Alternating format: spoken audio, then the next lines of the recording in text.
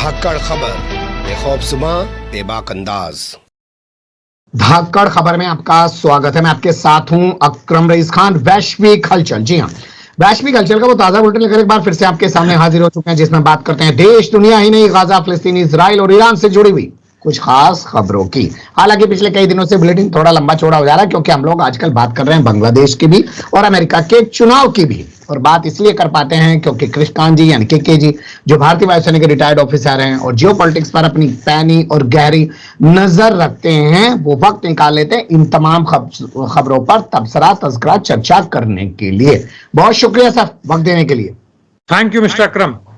कल हम लोगों ने कहा कि हम बुलेटिन आजकल लंबे लंबे कर रहे हैं, तो बहुत सारे लोगों के कमेंट्स आए कि कोई आपत्ति नहीं है, क्योंकि खबरें जिस तरीके से मिल जाती हैं और खबरों के अंदर की खबर जिस तरीके से मिल जाती है वो बड़े बड़े मीडिया पर उनको नहीं मिल पा रही है। इसको आप कैसे देखते हैं? अब देखिए कितना लंबा है कितना छोटा है। कुछ लोगों के ज्यादा देर तक हमारी चर्चाएं जो चलती हैं उस नहीं देख पाते हैं, कुछ लोग देखते हैं, उनको इंटरेस्ट है। मुख्य चीज है जो आप कह रहे हैं खबरों की खबर, यानी हम जो उसका विश्लेषण करते हैं हम दोनों मिलकर और एक निष्पक्ष तरीके से और एक खास विचारधारा के तहत, वह महत्वपूर्ण है। वह यदि लोग समझें, सुने और उसको आगे बढ़ाएं, यह हमारी चाहत है। जी बिल्कुल सही कहा, क्योंकि हम सिर्फ पत्रकारिता को कमीशन के लिए नहीं कर रहे हैं, यानी कि कमाने के लिए नहीं कर रहे हैं, ये मिशन के लिए। और हमेशा पत्रकारिता इसी सिद्धांत के साथ की जाती थी। ये अलग बात है, कारपोरेट वर्ग ने आज इसका हाल सिर्फ एक गुलाम जैसा बनाकर रख दिया है। अब शुरुआत करते हैं बुलेटिन की, चलते हैं बांग्लादेश से जुड़ी हुई खबरों की तरफ। और पहला जो अपडेट आ रहा है वो बड़ा कमाल का है। यहाँ के प्रधानमंत्री कहूं, प्रधान सलाहकार कहूं, उन्होंने अपील की लोगों से कि भैया पीएमओ से जो भी कुछ लूट के ले गए थे उसे वापस दे दो। तो एक शख्स पहुंचा, उसने कहा साहब मैं बत्तख ले गया था, मैंने काट के खा ली, लो पैसा ले लो। इस खबर को कैसे देखते हैं सर? अब देखिए यह दिखाता है कि किस तरह से सामान्य रास्ते पर लौट रहा है बांग्लादेश। जहां तक वहां लूटने की बात है तो जनता आके बत्तख खा गई, कुछ ने कुछ जेवरात वगैरह भी वापस करने की बात कही है, कुछ अपने उसको मेमेंटो की तरह या एक याददाश्त के लिए रख लेते हैं। तो भाई जनता का था, जनता के पास गया। ऐसा कोई भयानक लूटपाट नहीं हुआ है, चूंकि तकरीबन वह आर्मी और उसके जो लोग थे उसके देखरेख में हुआ है, ताकि वहां से प्रधानमंत्री को हटाया जा सके, भगाया जा सके और नई सत्ता लाई जा सके। जी बिल्कुल आपने सही कहा कि इतना प्रेशर बना दिया कि उड़ जाओ बहन जी, अब यहां बच नहीं पाओगी। अगली खबर जो आ रही है वो भी उड़ने वाली आ रही है, लेकिन उनके उड़ने से जुड़ी हुई है जो शेख हसीना के रहते हुए यहां से उड़ गए थे, लेकिन अब वो उड़कर लंदन से वापस बांग्लादेश की धरती पर आ चुके हैं। पत्रकार महोदय हैं।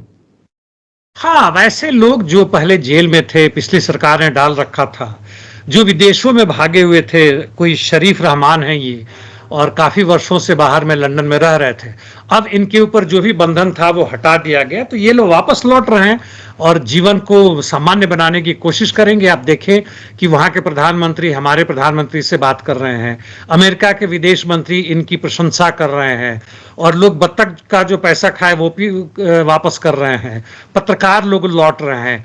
लेकिन मुख्य मसला है कि क्या जनता की आमदनी, जनता के रोजगार, जनता की खरीदने की क्षमता और अल्पसंख्यकों की रक्षा, वह पूरा का पूरा हो पाएगा वैसे जैसे कि एक सही में प्रजातांत्रिक देश या समाज में हो सकता है?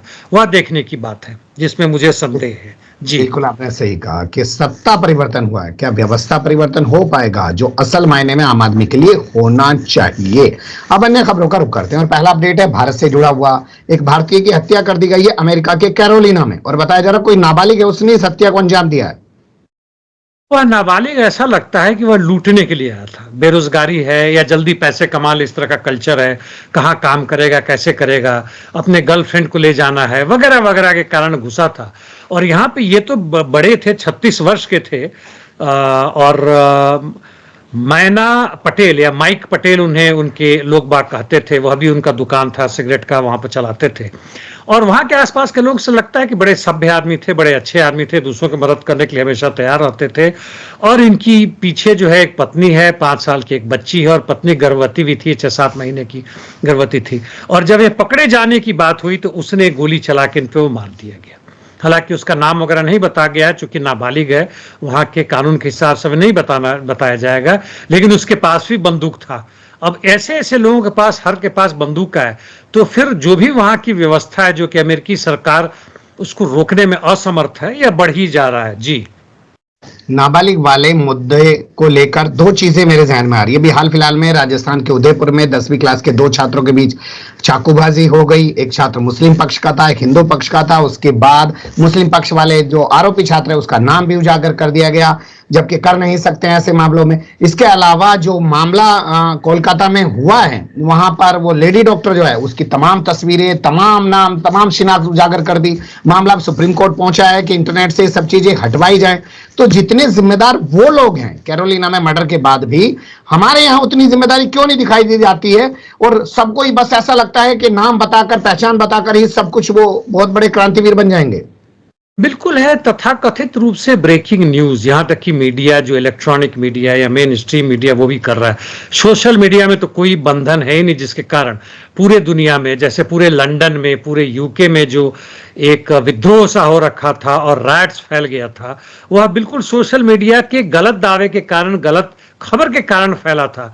और भारत में तो यह इसका अब प्रमुख देश बनता जा रहा है कि किस तरह सोशल मीडिया से, हालांकि हमारे जो गृह मंत्री, उन्होंने भी 4-5 वर्ष पहले पिछले अपने कार्यकाल में कहा था कि हम किसी भी झूठ को सच में बदल सकते हैं, क्योंकि हमारी इतनी ताकत औकात बनती है जो हमारे सोशल नेटवर्किंग में हमारा जो कैप्चर है, लेकिन हम करते नहीं। लेकिन के बाद से जो है वह प्रश्नवाचक चिन्ह बहुत बड़ा है। और हमारा देश इस मामले में एक तरह से सेंटर बन गया है। गुजरात से होता हुआ यूपी अब पूरे देश से बन गया है, पूरे विश्व के लिए बन रहा है कि किस तरह से जनमानस की विचारधारा को बिल्कुल पलटा जा सकता है, जो उदाहरण अमेरिका में भी दिख रहा है। जी बिल्कुल आपने सही कहा। और अमित शाह ने उस दिन ये भी कहा था कि हम लोगों ने एक झूठी खबर उड़ाई कि मुलायम सिंह को थप्पड़ मार दिया अखिलेश यादव ने, और कुछ ही मिनटों में लाखों करोड़ों लोगों के पास वो खबर पहुंच गई। आज भी लोग उसको सच मानते हैं। खैर, अगली खबर का रुख कर लेते हैं जो आ रही है लंदन से। यहाँ पर भारतीय क्रू मेंबर है एयर इंडिया की, होटल में रुकी हुई थी या रुके हुए थे, जो भी हैं क्लियर नहीं हो पा रहा, बताइएगा। उनके साथ मारपीट हुई है। या हीथ्रो एयरपोर्ट के बगल में ही यह काफी नामी मतलब एयरपोर्ट है। और ये जो हवाई जहाज का भी एयर इंडिया के थे लोग, क्रू हो या पायलट हो, जो भी हो, उनको यदि फ्लाइंग करके गए हैं 7-8 घंटे तो वापस 8 घंटे और लाएं। तो इनका जो ड्यूटी का रोस्टर होता है, जो घंटे होते हैं, एफडीएल कहते हैं, फ्लाइट ड्यूटी टाइम, उसे एक्सीड नहीं करना चाहिए, यह कानून है। नहीं तो फिर यह सुरक्षा वगैरह पर ध्यान नहीं दे पाएंगे, थके रहेंगे। ट्रक नहीं चलाना है कि बीच में रोक के सो गए ढाबा पे, वो नहीं हो सकता। तो वहां पे गई थी और कोई नाइजीरियन, वो मतलब कहें तो वह भी पैसे वाला होगा तभी उसमें था, और उसमें आके, या हो सकता है वेटर हो या क्या हो, मुझे नहीं पता, डिटेल अभी तक नहीं आया है। और जहां तक अपने एयर क्रू की बात है, उसके डिटेल बिल्कुल नहीं बताया गया, उससे भी छिपाया गया। और एयर इंडिया ने कहा कि जो भी होगा हम पूरी मदद करेंगे। बहुत दुखद बात है, बहुत खतरनाक बात है। और वहां की पुलिस ने उस युवक को जो बदमाशी किया था उसको गिरफ्तार कर लिया है, अपने कस्टडी में ले रखा है। और आगे उम्मीद करता हूं कि इस तरह की घटनाएं कम हो या ना हो, लेकिन इस तरह घटनाएं अभी भी हो जाती हैं। जी चलिए अगली खबर का रुख करते हैं। भारत के जो विदेश मंत्री हैं वो कुवैत के दौरे पर जा रहे हैं, जबकि नेपाल के विदेश मंत्री की भारत में घुमा घुमाई चल रही है। ये दौर लगता है जहां एक तरफ दक्षिण पंथ का बढ़ाव हो रहा है, झूठ मूठ के प्रचार, दुष्प्रचार जिसकी हम अभी बातें कर रहे थे, वो चल रहा है। युद्ध की मतलब जहां देखिए वहां युद्ध चल रहा है। यह भी पता करना मुश्किल है कि जहां वास्तव में वॉर हो रहा है, दूसरी तरफ टेररिज्म हो रहा है, दोनों में अंतर का है। तीसरी तरफ वहीं पर जो बड़ा दौर है वह विदेश यात्रा का। प्रधानमंत्री हो, राष्ट्रपति हो, विदेश मंत्री हो, विदेश सेक्रेटरी हो, एक दूसरे के यहाँ ऐसे जा रहे हैं जैसे कि ये कुछ भोज लगा हुआ है पूरे विश्व में कि चलो भाई घूम के आते, कुछ काम धाम नहीं वहां चलते ना होता है तो बीच में आता है कि फोन से बात की है। अपने देश के लिए क्या कर रहे हैं ये लोग पता नहीं है। ठीक है, नेपाल के विदेश मंत्री आए हैं, 5 दिन के लिए आए हैं। वो समझ नहीं आता 5 दिन क्या करेंगे, बगल में तो है, जब चाहे वो आ सकते हैं। हाँ, हमारे जो विदेश मंत्री के वहां कुवैत के दौरे पे गए हैं, तो मिडिल ईस्ट में हो रहा है, इसमें भी ये अमेरिका के दूत बन के गए हैं या खुद अपनी तरफ से इन्वेस्टमेंट के लिए गए हैं, कहना मुश्किल है। लेकिन लोग घूम रहे हैं, अच्छी बात है, घूमे, हमारे पैसों पे घूम रहे हैं, ये बात हमें याद रखना चाहिए। जी, और यही असल बात याद रखी जानी चाहिए, लेकिन जनता यही भूल गई है। देखा ना, बड़े बड़े खुलासे हो रहे हैं कि साहब चुनाव के दौरान रैलियां कर रहे थे और रेलवे के बजट से उठाकर रैलियों पर खर्चा किया जा रहा था। कह रहे थे चाय बेचते थे ट्रेन में और ट्रेन का पैसा अपनी रैलियों पर लगवा रहे हैं। खैर, अगली खबर है पाकिस्तान से। यहां जिन्ना एयरपोर्ट पे एक अजीबोगरीब घटना हुई है। फायरिंग कर दी गई, कुत्ते को मार दिया गया आवारा समझकर। अब यह भी थोड़ा मतलब खबर कहें, इसका विश्लेषण क्या करें, लेकिन यह आश्चर्य थोड़ा सा है क्योंकि जो पालतू कुत्ते होते हैं खासकर पुलिस के बड़े ही ट्रेंड होते हैं और एक आवाज पे उनकी बात मानने को तैयार हैं। उनके गले में पट्टा भी ऐसा होता है कि पहचान है। उसको आवारा कुत्ता क्यों माना? क्या पट्टा खुल गया था या क्या स्थिति थी, क्या नहीं थी, और इन्होंने गोली मार दिया। सीधे गोली मारने की भी जरूरत क्या थी? यदि आवारा था तो उसको पकड़ के भगाने की बात हो सकती थी, लेकिन उसको खत्म करना जरूरी समझा। पता नहीं क्या अंदरूनी बात है, लेकिन यह एक थोड़ा सा आश्चर्यजनक मतलब घटना है। जी बिल्कुल आप सही कह रहे हैं। अब अगली खबर आ रही है हमारे पास लंदन से। यहाँ पर समरसेट बिल्डिंग में आग लग गई है दंगों के बीच। क्या ये खबर कुछ ताल्लुक रखती है? पता नहीं, दंगों से मिला जुला कि नहीं। दंगा तकरीबन कंट्रोल में आ चुका है और 2 हफ्ते से अधिक हो गए। काफी नुकसान हुआ। जहां तक ये समरसेट बिल्डिंग है, यह भी काफी फेमस बिल्डिंग है क्योंकि कभी किंग्स पैलेस हुआ करता था। अब वहां पे कला संस्कृति वगैरह वगैरह के लिए इसका इस्तेमाल होता है और उसमें आग लगी। इस तरह की आग लगते हैं फ्रांस में भी कभी, याद नहीं आ रहा, 7-8 वर्ष पहले था। और बड़े पुराने पेंटिंग वगैरह जितने थे जो सैकड़ों साल पुराने थे वो सब ध्वस्त हो गए। यहाँ पे तो खैर इन्होंने कंट्रोल लाया है। 100 से अधिक फायर फाइटिंग जो दमकल होता है वगैरह होता है वो सब लगे पड़े हैं, लेकिन इससे बर्बादी तो हुई होगी। अभी तक के हिसाब से ऐसा कुछ नहीं लगता है कि दंगों का एक एक्सटेंशन है उनके द्वारा हुआ है। जी बिल्कुल आप सही कह रहे हैं। लेकिन अगली खबर भी लंदन से। ये मेयर हैं सादिक खान, पाकिस्तान के मूल निवासी हैं। वो कह रहे हैं कि सोशल मीडिया पर मुसलमानों के खिलाफ जो चल रहा है उस पर अंकुश लगाने की जरूरत है। जब अमेरिका के राष्ट्रपति ट्रंप थे और पहुंचे थे तो उन्होंने अपने ट्वीट द्वारा और दूसरे द्वारा कहा था कि ये जो मेयर है अभी पाकिस्तान वाले, यहां मेयर कैसे बन गए, लंदन के मेयर कैसे बन गए। चूंकि यह लंदन के मेयर विरोध कर रहे थे कि इंग्लैंड का जो नेशनल हेल्थ स्कीम है जिसको खरीदना चाहते थे ट्रंप अपने देश के लिए, अपने देश के पूंजीपतियों के लिए, इसका विरोध कर रहे थे। चूंकि फ्री में वहां के जनता को देने की बात है, वो एक बहुत बड़ा मुद्दा है, खैर उसमें ना जाए। और ये अब कहते हैं, सादिक खान कहते हैं कि इन्होंने बड़ी कोशिश की इस पूरे दौरान में कि किस तरह से कंट्रोल किया। जब कंट्रोल में तकरीबन आ गया है तो उनका कहना है कि यहाँ पे कानून बना है कि सोशल मीडिया पे, पिछले ही सरकार ने बनाया था कि सोशल मीडिया पे जो भी इस तरह की चीजें लिखे, ट्विटर हो या दूसरे सोशल मीडिया हो, फेसबुक वगैरह हो, उसका बिल्कुल उपयोग नहीं किया गया। उसको कानून ही रह गया है, उसका जो भी इस्तेमाल होना चाहिए था वह नहीं हुआ। नंबर 2, इसका कारण बता रहे हैं कि वो लोग हैं जो कि दक्षिण पंथी और जानबूझ के इन्होंने किया। दक्षिण पंथियों में कौन से उसका नाम नहीं बता रहे हैं। तीसरे कह रहे हैं कि हमारी पूरी कोशिश है कि जो एंटी इस्लाम या जो इस्लामोफोबिया है, एंटी यहूदियों के खिलाफ यदि होता उसके भी खिलाफ है, और एंटी कलर्ड पीपुल के खिलाफ, यानी जो बाहर से आके बसे हैं या लेना चाहते हैं उनके खिलाफ जो नफरत की पैदाइश फैलाया जा रहा है पिछले 2 दशकों से, जिसका नतीजा अभी चिला है, उसका भी ये विरोध करने के लिए पूरी कोशिश कर रहे हैं। और नेचुरली बाकी लोगों से कहा है मिलजुल के कि हम पूरी कोशिश करें कि मीडिया, सोशल मीडिया को भी दोषी बनाते हैं और दक्षिण पंथियों को कहते हैं। हालांकि ये भूल जाते हैं कि तुम्हारा जो लेबर पार्टी है वह भी कहीं ना कहीं से वामपंथी दल नहीं है, वह भी इसका फायदा उठाता, वैसे ही जैसे यहाँ के कांग्रेस या आम आदमी पार्टी उठाता है। जी चलिए अब अगली खबर का रुख करते हैं जो है रूस से। यहाँ पर भूकंप आ गया है। क्या नुकसान की और क्या जानकारियां हैं जान माल की? कामचत्स्की यह समुद्र के किनारे पे है, बड़ा भूकंप का है। हालांकि इसका न्यूज़ हमें रशिया टुडे वगैरह से अभी तक नहीं मिला है, मुझे देखने का मौका नहीं मिला। ये अमेरिका के वहां से मिल रहा है, चूंकि इनका जो भी भूकंप का यंत्र होता है नापने का, रिक्टर स्केल पर नापते हैं, जिसे 7 कहा गया। उन्होंने पहले इसकी घोषणा की थी, सुबह में 8 या 9 बजे हुआ था, 7 बजे हुआ था, और समुद्र में हुआ था तकरीबन 90 किलोमीटर। इसलिए सुनामी की भी वार्निंग दी गई थी, लेकिन बाद में पता चला सुनामी की बात नहीं है। तो इसमें कुछ खास अभी तक नहीं जान माल के खतरे की बात है, किसी के मरने की बात नहीं है। और इतना ही बस जानकारी है कि रशिया के फार ईस्ट, यानी ईस्ट में नहीं फार ईस्ट, रशिया काफी बड़ा देश है और वहां पे ये आया था और अभी शांति है। जी कुर्स्क में हालात जो है वो कंट्रोल नहीं हो रहे हैं। जेलेंस्की ने बयान दिया है कि हम वहां पे कोई कब्जा तो करेंगे नहीं, हम तो चाहते हैं कि रूस जो है वो झुक के बातचीत कर ले और मामला निपट जाए। रूस अभी तक इसमें लगा हुआ है कि आखिर जेलेंस्की की सेना ने या यूक्रेन की सेना ने यहाँ पर आक्रमण क्यों किया। यानी सुमी पर जो ये लोग सोच रहे थे आगे बढ़ने का, सेना के कमी के कारण नहीं कर सके, उन्होंने किया। कारण जो भी रहा हो, स्ट्रेटेजिक हो, टैक्टिकल हो, उसको कब्जा करना हो या ना करना हो जैसा कहते हैं, या दबाव डाले उत्तर में ताकि पूर्व में जो रूसी सैनिक बढ़ रहे हैं उनका बढ़ना शुरू हो जाए, वहां से रिजर्व ला के यहाँ पर ले आए इस आगे बढ़ने की चीज को। जहां तक मेरी समझ में आ रही है, आज सुबह से या कल रात से जो यूक्रेनियन सेना का जो बढ़ाव चल रहा था उत्तर में और रूस के अंदर में, वह तकरीबन रुक सा गया है। छोटे मोटे जहां तहां उनका जो सैबोटाज एंड रिकोनाइसेंस होता है, जिसमें छोटे मोटे मतलब 20-25 जाते हैं, एक टैंक साथ में हो, एक आर्मर्ड व्हीकल हो या इन्फेंट्री कैरियर व्हीकल, उसको लेके गए, कुछ मारा, फिर वापस आ गए, वो कब्जा करने वाली बात नहीं है, उतना ही तक रह गया है। रूसी सैनिक काफी वहां पे, कादिरों के भी जो सैनिक है वह भी काफी मात्रा में आ चुके हैं। अब ये वक्त की बात है कि देखना है कि वह टिक पाते हैं कि नहीं।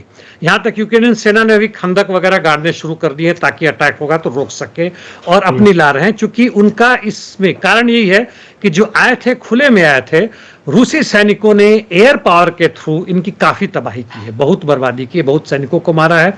इनका जो लॉजिस्टिक सपोर्ट है वह काफी लंबा खिंच गया, अब करना मुश्किल हो रहा है, पीछे से भी मार रहे हैं।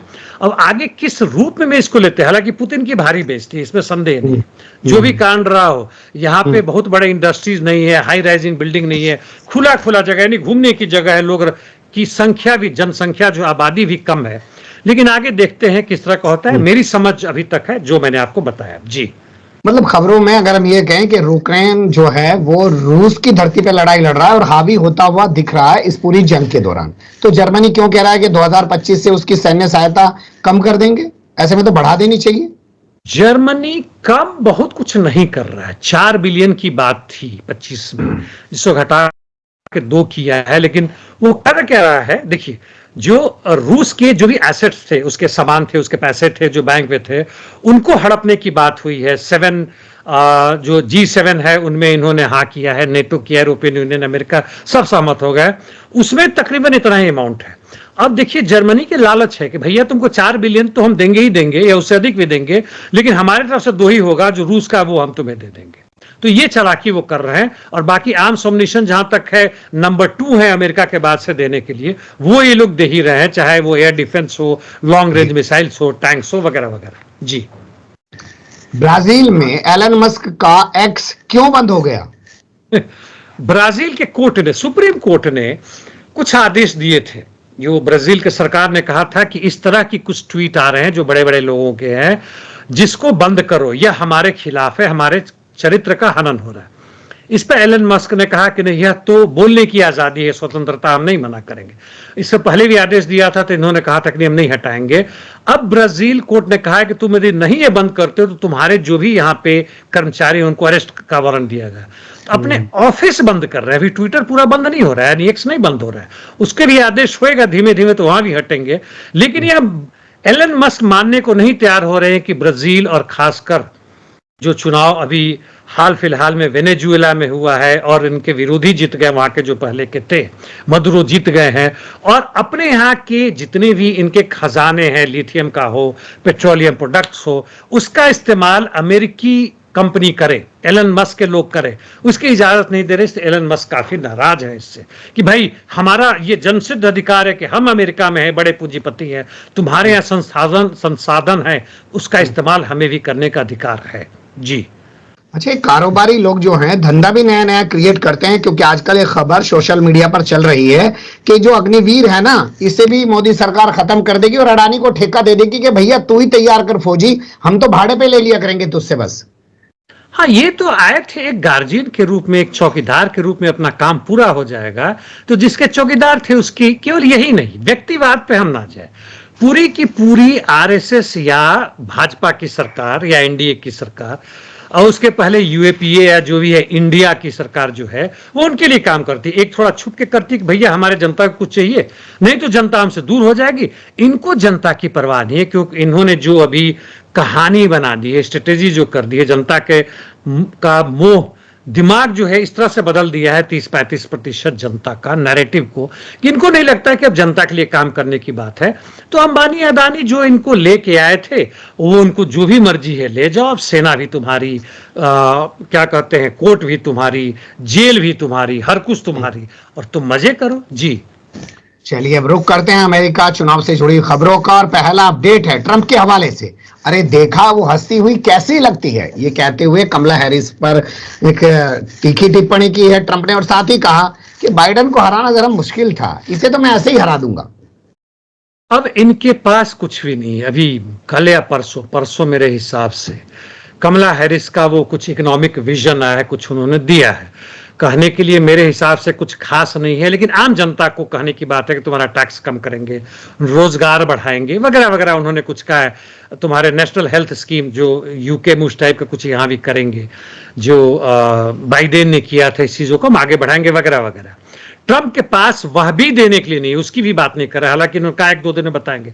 अब ट्रंप इस पे आ रहे हैं कि किस तरह से हंसती है, जरा देखो। कहते हैं कि भाई टाइम्स मैगजीन में, ये बड़ी इंटरेस्टिंग बात है, देखिए मतलब ट्रंप वो राष्ट्रपति थे, फिर से राष्ट्रपति बनने के ख्वाब है, किस तरह का स्टेटमेंट देते हैं कि कमला हैरिस को फोटो को क्यों डाल दिया, वो इतनी कौन सी खूबसूरत है, उससे ज्यादा खूबसूरत तो मैं हूं। अब भला बताइए, यहां विचारधारा की बात बन रही है, पूरे देश जलाने की बात कर रही है, और तुम उसके सुंदरता पे, उसके हंसने पे पता नहीं क्या क्या बातें कर रहे हैं। सब शुद्ध बकवास कर रहे हैं ट्रंप, और कुछ नहीं है। अपने हारने की, अपनी कब्र की खुदाई कर रहे हैं। जी, दो चीजें वो ट्रंप से ही जुड़ी हुई हैं। एक तरफ तो उन्होंने एक स्टेटमेंट दिया कि इजरायली लॉबी जो है, जो लोग हल्ला मचाते हैं कि अमेरिका में बहुत मजबूत है, अरे वो कुछ नहीं है।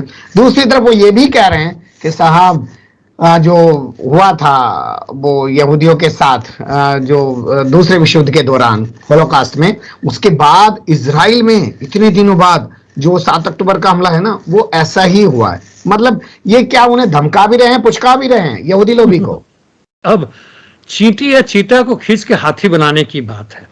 मुझे आश्चर्य इस बात की है कि ठीक है, मान लिया कि इनके विरोध में कोई भी वामपंथी नेता नहीं है, कमला हैरिस है, तकरीबन उनका वही विचार है जो इनका है, लेकिन जनता क्या सोच रही है? क्या जनता इस आधार पे ट्रंप को वोट देगी, मेक अमेरिका ग्रेट अगेन के अलावा, मागा के अलावा, कि वह बड़े प्रो इजरायली हैं, यहूदियों पर अत्याचार हो रहा है, उनका सफाया हो रहा है? अरे तुम्हारे अपने ही देश में जो अल्पसंख्यकों के खिलाफ जो हो रहा है, जो गन कल्चर फैल रहा है, जनता सड़क के किनारे अब रह रही है, वह वहां पे वो एक तरह से फूड एंड हाउस, यानी खाने के लिए 3-3 दिन का कूपन दिया जाता है ताकि वहां की गरीब जनता जाके खा सके। और ये जब हालात है, तब तुम इस तरह की बातें कर रहे हो, बकवास कर रहे हो, वो लोग जाके ट्रंप को वोट देंगे।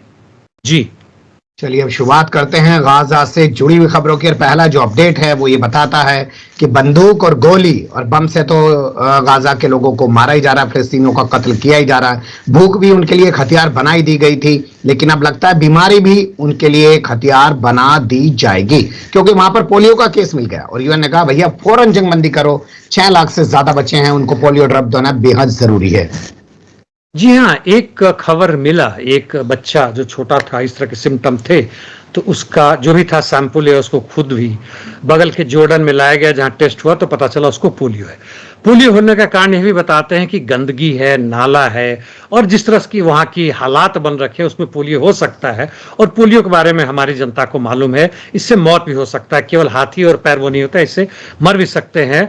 और 6.5 लाख बच्चे हैं, और कम से कम 2 बार हफ्ते हफ्ते करके इस युद्ध बंदी की जाए इस आधार पे, ताकि 6.5 लाख बच्चों को पोलियो का जो ड्रॉप होता है 2 बूंद का, वो दिया जा सके।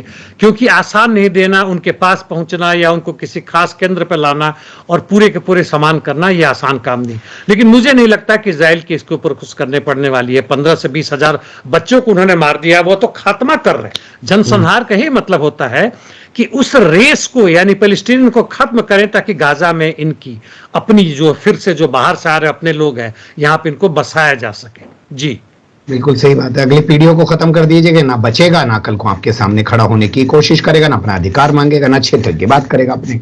अगली खबर है, फ्रांस और ब्रिटेन के विदेश मंत्री इजराइल पहुंचे, फिर अब वो पहुंच गए हैं या बात कर रहे हैं पीए के जो प्रधानमंत्री हैं मोहम्मद मुस्तफा, उनसे क्या कहना चाहते हैं वो सर?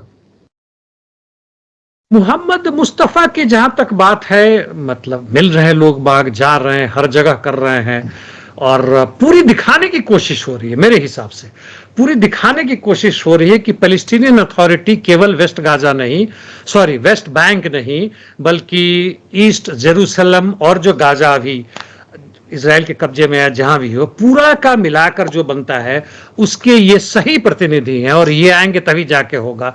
और ये लोग ही आके उसका आधार बनाने की कोशिश कर रहे हैं, जहां वो, चाहे वो अभी रूस तो गए ही थे, इसके बाद वो मिडिल ईस्ट के भी देशों में जा रहे हैं, वहां मिल रहे हैं लोगों से, फ्रांस और इंग्लैंड, जर्मनी से भी बात करेंगे, ये लोग प्रमुख लोग हैं, अमेरिका तो इनको शाह दे ही रहा है।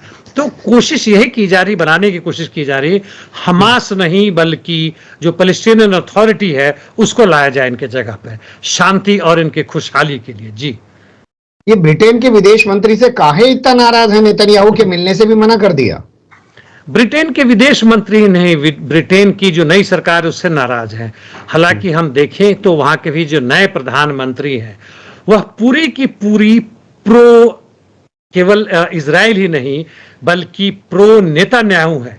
आपको याद होगा जब ये विपक्ष में थे चुनाव के पहले, तो उन्होंने वैसे लोगों को अपने पार्टी से निकाल दी गई थी जो युद्धबंदी की मांग कर रहे थे। उन्होंने कहा नेतन्याहू को पूर्ण अधिकार है आत्मरक्षा करने के लिए और हमास को नेस्तनाबूद करने के लिए।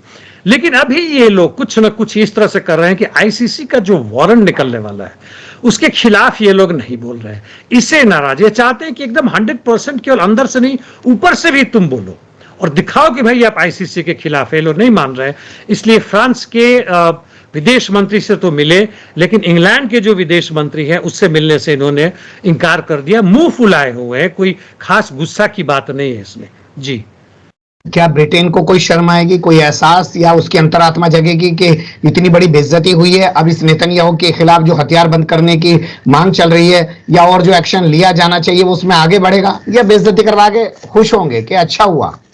नहीं, कुछ नहीं होने वाला। लेबर पार्टी एक बहुत ही पुराना पकटाया हुआ दक्षिण पार्टी पंथी है। वह कहीं से भी लेफ्ट नहीं, कहीं से भी लेबर की पार्टी नहीं है। वह पूरी तरह चाहता है कि इजराइल में जियोनिस्ट सत्ता बनी रहे। वह पूरी तरह चाहता है कि यूक्रेन के द्वारा रूस को नेस्तनाबूद कर दिया जाए, और उसका आधार है कि वहाँ पर जो एंटी मुस्लिम, एंटी सेटलर्स जो बाहर से आ रहे हैं, एंटी रिफ्यूजी जो दंगे हो रहे हैं, उसी का वह एक नज़ारा है अंदर में। और हर तरह से जो भी वहाँ सोशल बेस है, सोशल सिक्योरिटी है, जिसमें नेशनल हेल्थ स्कीम या सर्विसेज की मैं बार बार बात करता हूँ, उसको बर्बादी की तरफ ले जा रहा है, ताकि वहाँ के पूंजीपति पूरी तरह से जनता को चूस सके। जी, पहले खबर चली कि साहब ट्विटर ने बताया कि अमेरिका के चुनाव को डिस्टर्ब करने की कोशिश कर रहा है ईरान। फिर ट्रंप ने चिल्लाना शुरू कर दिया कि साहब हैक कर लिया। फिर उसके बाद माइक्रोसॉफ्ट आ गया, वो भी ऐसे ही आरोप लगाने लगा, और अब ओपन एआई भी आ गया है, वो भी कह रहा हमने ईरान की फर्जी खबरें पकड़ ली हैं। यह लगता है कि जानबूझकर है। इनको टूल किट जैसे सोशल मीडिया पे देते हैं, कुछ हुआ तो अपने जितने भी तुम्हारे समर्थक हैं उनको भेज देते हैं कि भाई तुम ये काम शुरू करो, उसको गाली दो, उसको अपहोल्ड करो। वही चीज यहाँ वेस्टर्न मीडिया से हो रहा है, और ये बहुत बड़ा बिजनेस है इनका, छोटा मोटा नहीं है। इंग्लैंड और खासकर अमेरिका, जिसमें इसराइल भी शामिल है, इन लोगों की मिली जुली है, और $1 बिलियन का है। इसमें काफी एम्प्लॉय हैं जो डायरेक्ट हैं, कुछ लोगों को शॉर्ट टर्म के लिए रखा गया, और वैसे लोग हैं जो मानसिक रूप से इनके प्रति आ चुके हैं, ताकि उनका ग्रुप बना के व्हाट्सएप हो, ट्विटर पे हो, ताकि ये प्रचार किया जा सके। हो सकता है सही में उन्होंने 1-2 इसमें किया गया हो, और लेकिन जो जिस बड़े स्तर पर दिखा रहे हैं कि पूरे अमेरिका में जो चुनाव हो रहा है वह अमेरिकी लोगों की जो ओपिनियन है उनको बदलने की कोशिश की जा रही है। हालांकि उन्होंने यह नहीं कहा कि ट्रंप को हराने की बात हो रही है या जिताने की बात हो रही है, लेकिन कहीं ना कहीं उस चुनाव से जुड़ा हुआ है, और यह दुष्प्रचार इनके तरफ से भी हो रहा है। जी, इसराइल को ईरान ने भी जवाब नहीं दिया, लेकिन बार बार वो ये जरूर कह रहा है कि हानिया की हत्या बदले लेने का अधिकार उसके पास है। हमास ने भी साफ कर दिया है कि कोई जंगबंदी नहीं हो रही है। जो बातचीत हुई है वो टाइम फिक्स हो चुकी है एक तरीके से। वो चाहता है 2 जुलाई की ही पुरानी जंगबंदी लागू की जाए, जो प्रस्ताव है। लेकिन इसी बीच एक खबर जब आती है ईरान के अंदर से कि जरीफ की फिर से वापसी हो सकती है पेजेस्किन की सरकार में, तो सवाल ये उठता है, मुझे लगता है जब वहां अंदर सब कुछ ठीक नहीं है तो इसलिए ईरान अभी किसी को कोई जवाब देना भी नहीं चाहता। यह तो अंदरूनी तो कुछ गड़बड़ है जरूर, जहां तक इनकी बात है। डिप्टी स्ट्रेटेजिक रिलेशन है, स्ट्रेटेजिक थॉट प्रोसेस का जो भी था, इनकी वापसी जरीफ की इस तरह से नजर आ रही है कि इन्होंने एक ट्वीट किया था कि प्रेसिडेंट से मुलाकात हुई और बड़ा अच्छा वातावरण में हुआ। बाद में कुछ ही समय के बाद, हफ्ते भर के बाद, वो प्रेसिडेंट हाउस से बाहर निकल रहे हैं, मीडिया ने इनका फोटो डाला मुस्कुराते हुए, और जनता जो है एक तरह से ऑनलाइन उन्होंने किया कि भैया वापस आइए, आपने वचन दिया थे, बातें कही थी, जिसमें करीब 13.5 से 14 हजार लोगों ने साइन किया है, इनको वापसी चाहते हैं। तो खैर यह सब तो अलग बात है, लेकिन ईरान के अंदर में जो घोर दक्षिणपंथी है और जो थोड़े कम दक्षिणपंथी है, जिसके नेतृत्व या उनके प्रेसिडेंट है पेजेश्कियन जो है, इनके बीच में सब कुछ ठीक नहीं, एक तो नजर आता है। दूसरे कहीं ना कहीं से ईरान नहीं चाहता है, उसको कुछ ना कुछ और भी कहीं से मिल रहा है, संदेश मिल रहा है, कुछ हो रहा है, अमेरिकी जो बेड़ा जो आ रहे हैं वो सब आ रहे हैं, उनके तरफ जो हो रहा है उसका भी मिल रहा है। रशिया भी काफी भी उत्साहित नहीं है, जिसमें कुर्स्क में युद्ध हो गया है। कुल मिलाकर ऐसा लगता है कि ये लोगों के पांव अभी थोड़े से मतलब कदम आगे नहीं बढ़ रहे हैं, और जिसके कारण असर हो रहा है, और जो हमें अभी पता नहीं चल पा रहा है, हम अंदाजा लगा सकते हैं कि जहां अधिकार ईरान को बनता है या कहता है कि हम अधिकार है, लेकिन उसका उपयोग अभी नहीं कर रहा है, शायद उसको यह भी नजर आ रहा है कि जंग बंदी हो जाए पैलेस्टीन के हक में, शायद हो, इसकी भी संभावना बनती हो जाता है तो यह उनके लिए अच्छी बात होगी, पूरे पैलेस्टीन के लिए अच्छी बात होगी। जी बिल्कुल सही कह रहे हैं। हो सकता है ईरान का ये माइंड गेम हो, और इसी से अगर मान लीजिए गाजा के लोगों को राहत मिल जाती है, जंगबंदी हो जाती है, जैसे आसार भी दिख रहे हैं, अमेरिका फड़फड़ा रहा है, शायद उसे लग रहा है जंग फैल जाएगी, जंगबंदी करा देते हैं, तो भी ये ईरान की ही एक जीत हो सकती है रणनीतिक तौर पर। बहुत शुक्रिया, आपने बहुत बारीकी से तमाम चीजों पर रोशनी डाली। फिर आपके साथ किसी और मुद्दे पर जुड़ने की कोशिश करेंगे। धन्यवाद। Thank you mister Akram.